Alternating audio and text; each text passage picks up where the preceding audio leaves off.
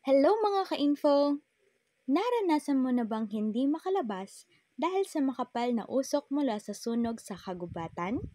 O kaya'y naramdaman mo na ba ang sobrang init kahit tag-ulan?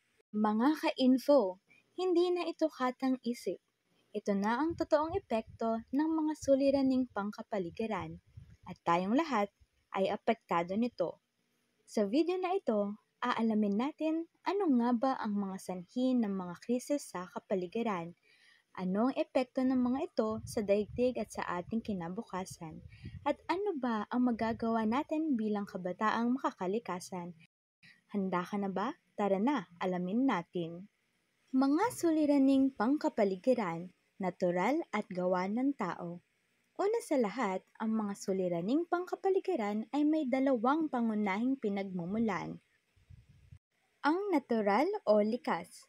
Ito ay gaya ng lindol, pagsabog ng bulkan, tsunami o tagtuyot.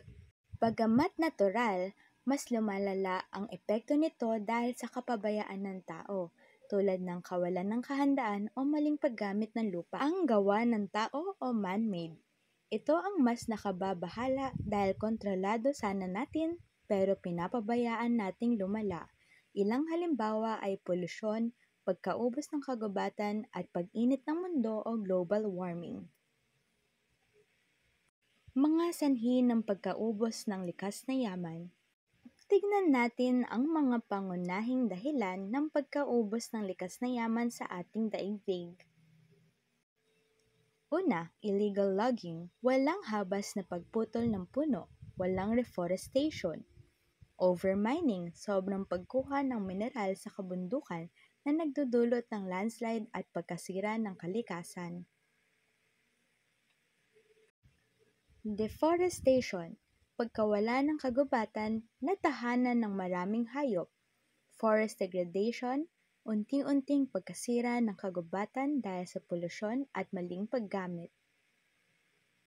Sunod ang illegal fishing, pagsira sa mga coral reef gamit ang mga dinamita at lason. Illicit wildlife trade, ilegal na bentahan ng mga hayop at halaman na nagbabanta sa biodiversity. Ang lahat ng ito ay nagpapakita ng kawalan ng malasakit sa kapaligiran at sa huli, tayo rin ang tinatamaan. Climate change at global warming. Kapag pinagsama-sama ang lahat ng mga suliranin sa paligid, ano ang resulta?